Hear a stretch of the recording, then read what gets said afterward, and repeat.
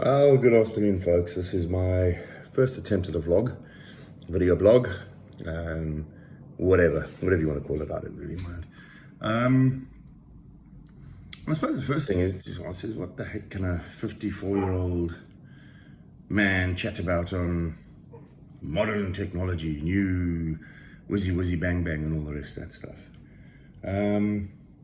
So maybe we can start with a quick history lesson. Trip down memory lane, life journey, all that good nonsense. So I decided to shove my face into this wonderful thing we call the world back in the summer of love in 1967 in Johannesburg, South Africa. So yeah, not sure why they call 67 the summer of love. From everything I've seen looking at history, there wasn't a lot of love going around, from anti-war demonstrations to you name it, worldwide. Vietnam was raging. Without a doubt, there were civil wars and many wars scattered around the world at that time. But anyway, I put in my dastardly appearance. I'm hoping to my parents' happiness. I don't know. They've said so, but you never know. And then I went to school in Johannesburg. Same school from grade 1 all the way through to matric.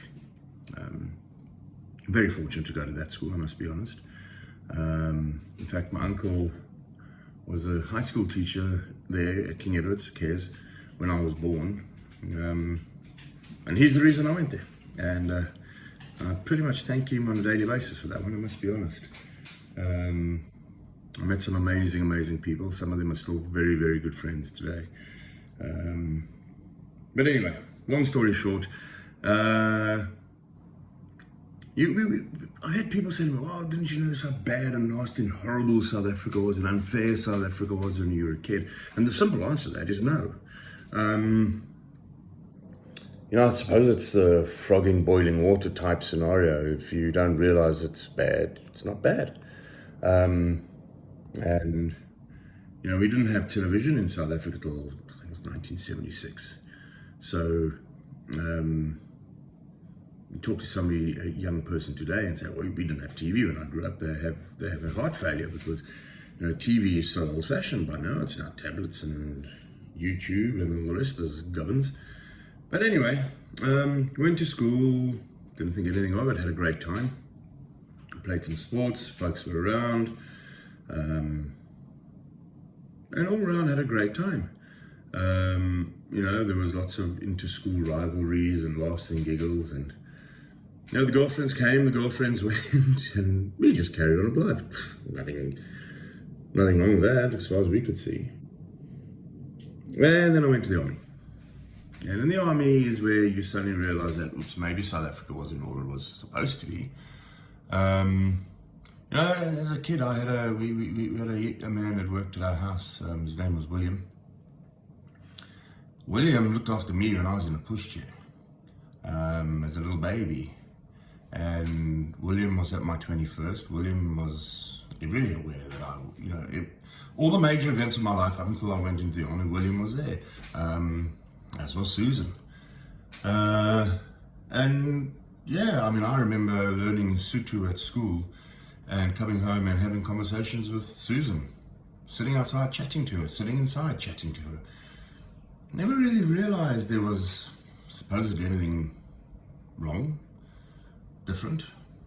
Anyhow, went to the army, and that's when we ran into it. That's when I ran into the rechte verkramptes, the real genuine right-wingers. The swart gevaar and the rooi communisten, the black danger and the red communists, all this nonsense. But by and large, once you finished basic training and that, you moved on and you got on and you did what you had to do and you enjoyed yourself, you made the most of it. And we just got on with it, and then came the fun parts. Well, I suppose you can call them fun. But it's, when you grow up in, say, South Africa, and I suppose it's the same if you're in Aussie or in Kiwi land, there's always the draw of London, England. And for some unknown reason, London is always like a draw card. Then is Europe, and then is New York and California. Wow, Los Angeles. Ugh. And I suppose it's because of the movies that you were watching at the time, and everything was Americanized or Britishanized or whatever the case may be. So you always had this draw. So I finished the army, worked around Johannesburg for a while, was in retail but then I went to London mid-90s. And as is the norm, as you start off being a little bit awestruck that you're there, and we had laughs and we had giggles and we ran around and we hit the clubs and we saw stuff and we did stuff and we went to France and you went to Paris and all that good stuff. It was all great. Then I moved from London to where I am now, Canada. And now I'm stuck in Canada. And you're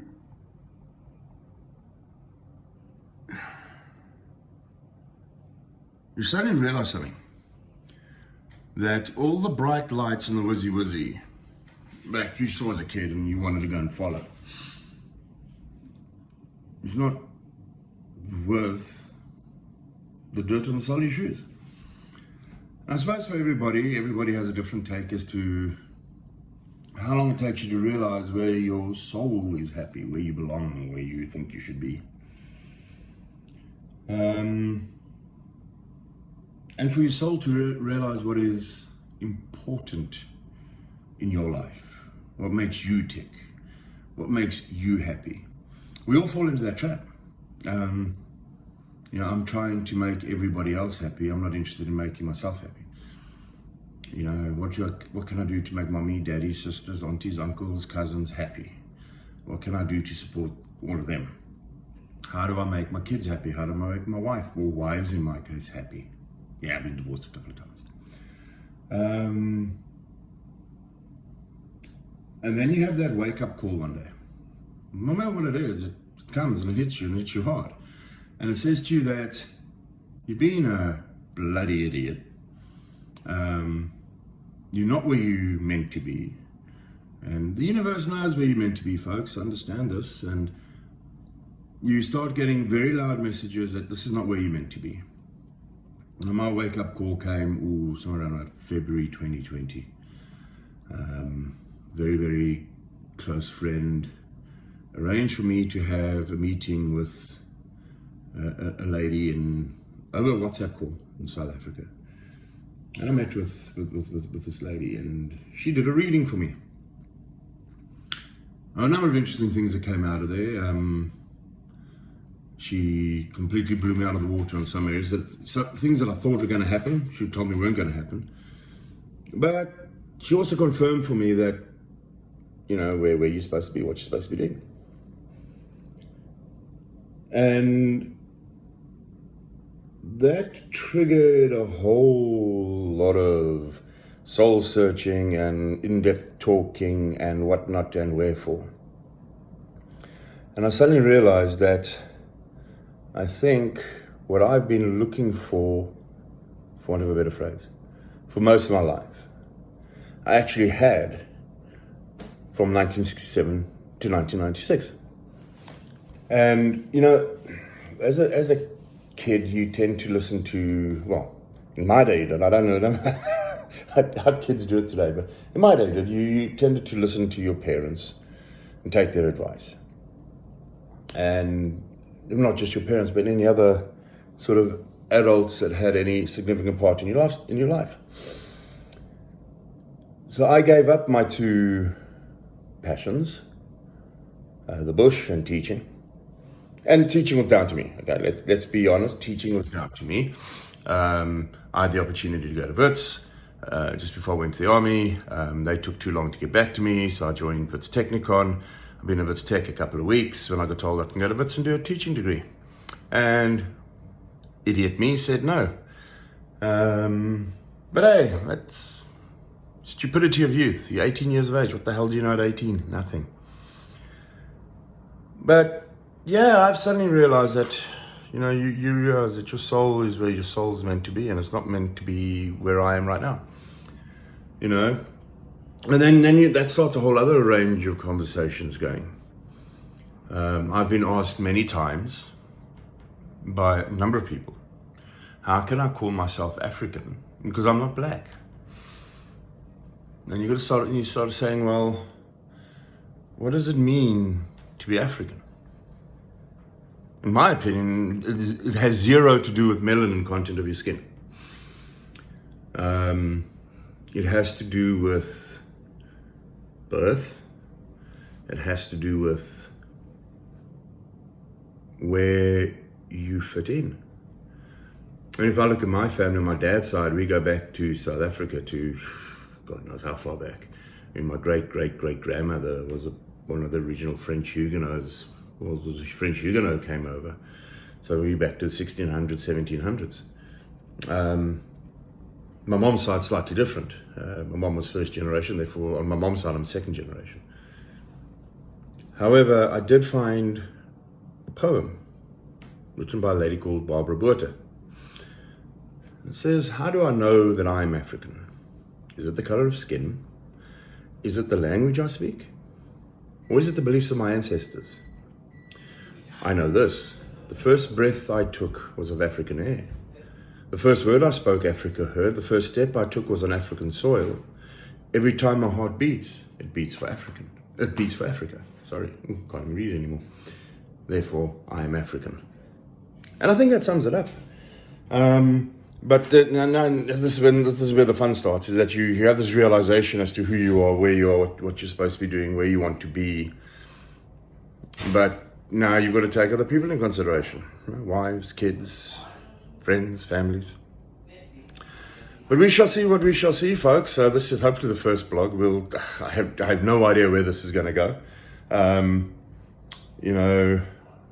I qualified as a life coach a little while ago. So who knows, maybe I can instill some nuggets of value to people.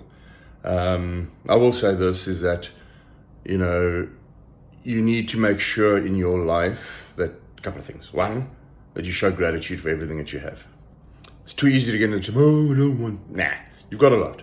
And if you wake up in the morning and you've got a roof over your head and a kettle you can boil hot water to make coffee with and meal, you got to be grateful, guys. That's as simple as that. There are thousands and millions of people who don't have that. Look at what's happening in South Africa now. You've got 42% unemployment, poverty through the roof, people scrambling for food. The pandemic, I think, has woken a lot of people up as to what the changes are coming in this world.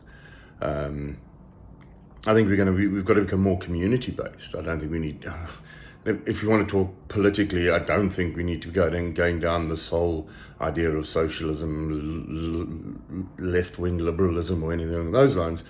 And we just need to be self-sufficient, look after yourself, help yourselves in your communities, and grow from there. So yeah, I'm not sure where the rest of these vlogs are going to go. You'll see.